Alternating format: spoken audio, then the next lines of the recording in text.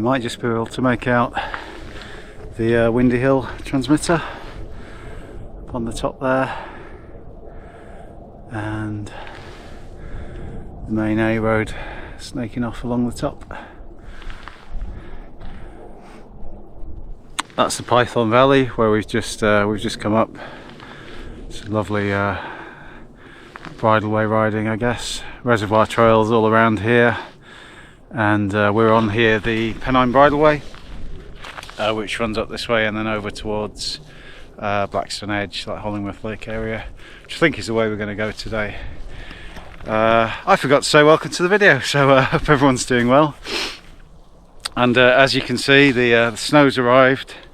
The challenging winter conditions are very much upon us this week. Day before yesterday we had a big dump of snow up in the Pennines. Some of it's gone and the rest of it's just frozen pretty solid. So very challenging conditions actually to be out on a bike. But as a fledgling amateur YouTuber, I thought it would be completely remiss of me not to do a top tips for winter cycling video like everybody else is doing at the moment. I do promise that I won't recommend wearing a buff and putting mudguards on your bike. I think they're a little bit obvious, although I'll have to check older videos to see if I've actually made those suggestions before.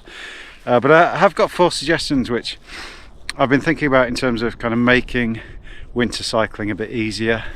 And you know, I'm not necessarily advocating that everybody should get outside in the winter. A lot of people shelve their bikes and they do indoor training, and that's absolutely fine, and each to their own. But I think if you're going to keep getting out and you're sort of going to make a plan to, you know, keep going outside over these challenging months, well, maybe these suggestions might come in handy. So yeah, I'm going to jump back on the bike.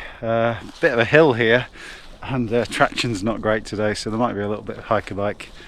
But yeah, we'll get into the first tip or the first suggestion for making winter cycling a little bit easier. And I did, I think I addressed this 2 years ago actually. I was looking at an old video a couple of days ago from I think December 2022, titled something like "Embrace the Bad Conditions and Just Get Outside."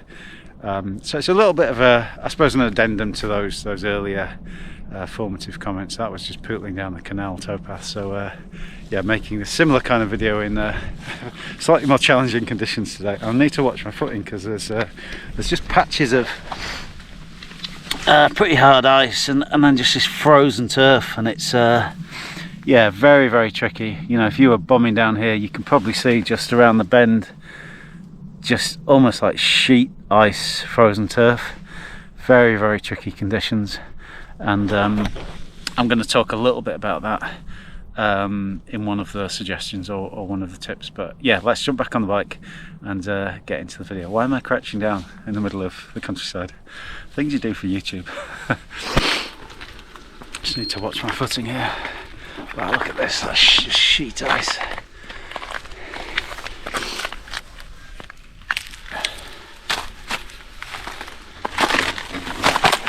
Bike's gone.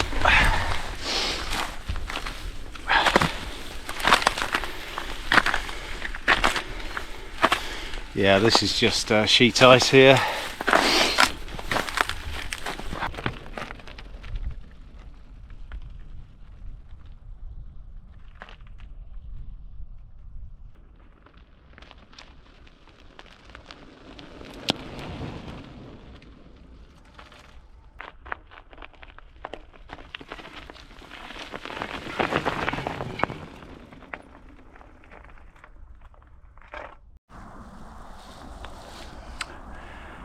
Okay, we've got some options here. Back down towards Python, sort of Milnrow Way, and across to actually towards the motorway and Hollingworth Lake.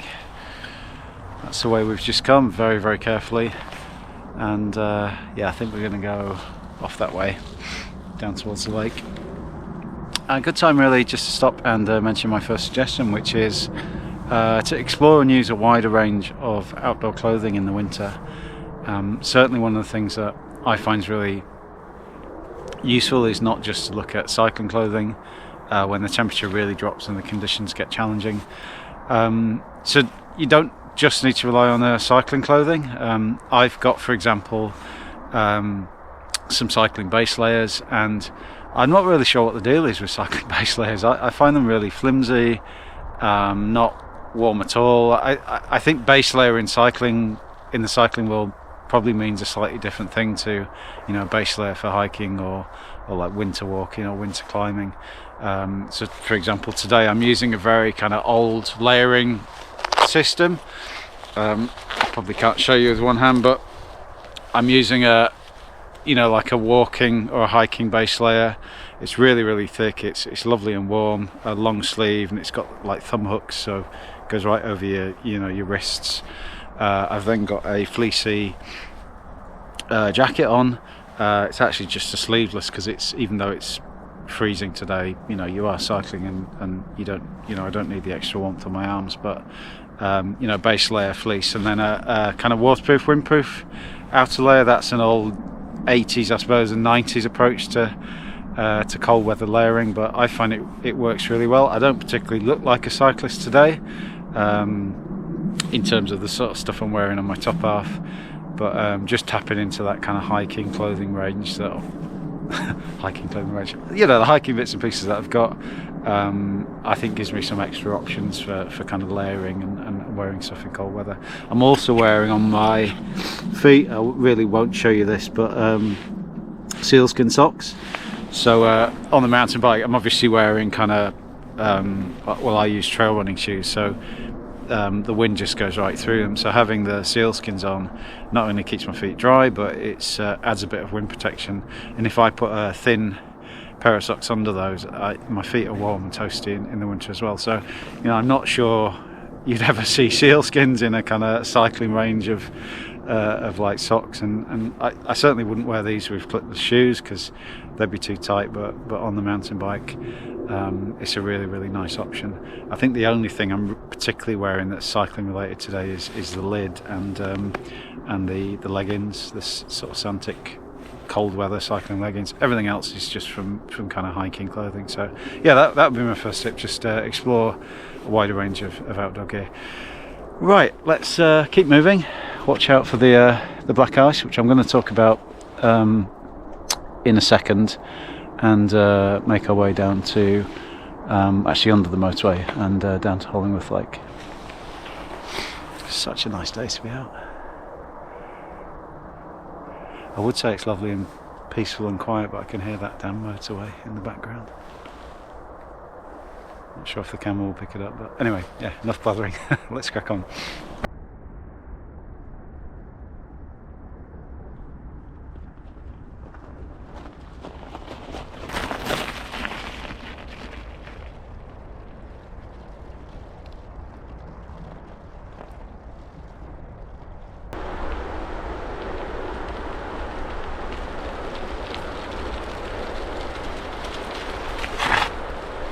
Okay, on to a suggestion, tip number 2, and that's to save your efforts for warmer days. And it might seem a little bit of an obvious one, but I find if you're doing any hard efforts, actually quite hard to avoid in the Pennines because there's quite a lot of hilly riding, so if anyone knows how to go up a steep climb without doing a bit of an effort, do let me know. But the more effort you put in, the more you're going to perspire and sweat, the wetter your clothing's going to get, and then when you do stop, you're really going to get cold in these conditions. So it's always worth keeping that voice going in your head whenever you're starting to push it out in cold and challenging conditions. So just kind of dial back a little bit, keep things sort of steady, zone 2 if you like, whatever the fancy terminology is, but try and kind of keep yourself from sweating too much, getting too kind of wet around your clothing, because if you're like me and you do like to stop in places and look at views and take pictures and all that sort of stuff, you get very cold very quickly, and that's something definitely to avoid in these more challenging conditions. You may see in other videos I often carry a rucksack, which I'm carrying today, and I'll sometimes carry like a belay jacket or a sort of puffer jacket to throw on whenever I do stop, and that's great actually for winter. In fact, any times of the year when it's going to be cold and you might have 1 or 2 stops. I'm always mindful as well of breaking down and spending 20-25 minutes with cold hands trying to fix a puncture or some kind of mechanical and with like cold, wet, sweaty clothing as well, would be absolutely grim in the winter time. So, you know, an extra jacket and taking it easy, I think, are part of that sort of second tip or second suggestion. Anyway, let's get through this gate. We'll crack on. We're just a couple of minutes now from Hollingworth Lake, so we'll get into tip number 3, suggestion number 3, in just a second.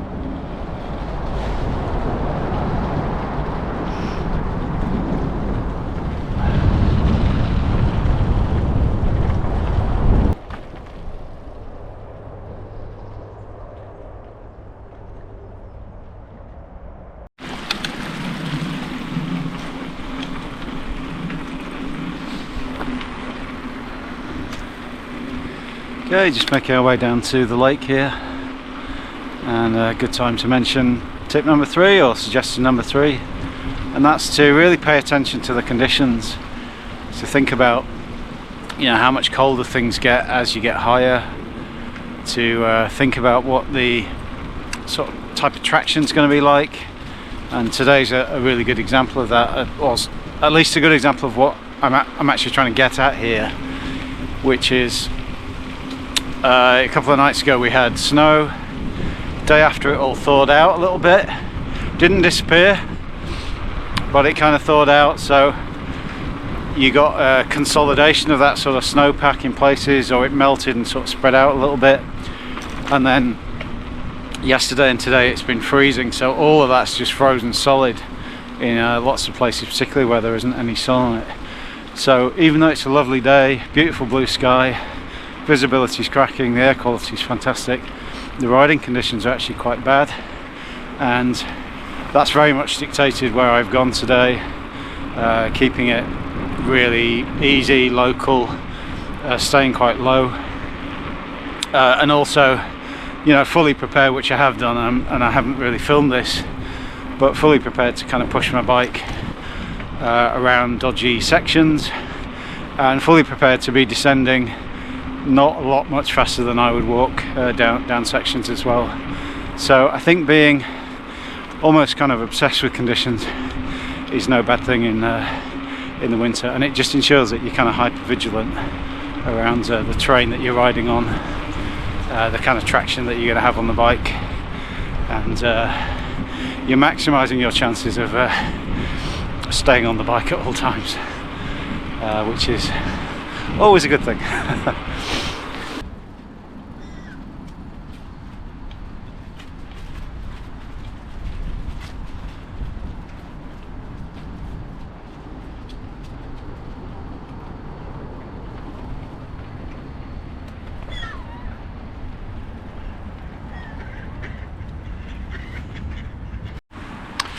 Well folks, that's us nearly done off the tops. I say the tops, the small tops, and I'll just share with you my fourth and final tip or suggestion for making winter cycling a bit easier, and it's probably the most obvious one, and that's just to say that bad weather is bad weather, and if things are really grim over the winter months, or conditions are actually just flat out dangerous, don't go out, do something else, go for a walk, get on the indoor trainer, and I think apply the same principle that you would any other part of the year. You know, even though you might be a self-declared 365 days a year cyclist or weather cyclist, you know, bad, terrible weather, grim weather is just grim weather at any time of the year, isn't it? So always have a contingency for that planned part of the week or the allocated time that you've got to spare to get outside if it's really, really grim and the weather's really bad. You know, sack it off, do something else. Live to cycle another day. Well, if you made it this far in the video, thanks as always for watching, and please do consider liking and subscribing if you're not already, as it would be great to have your company on future rides. Just remains to say, stay safe out there, take care of yourselves, and happy cycling, whether you're indoors or outdoors over the winter. Bye for now.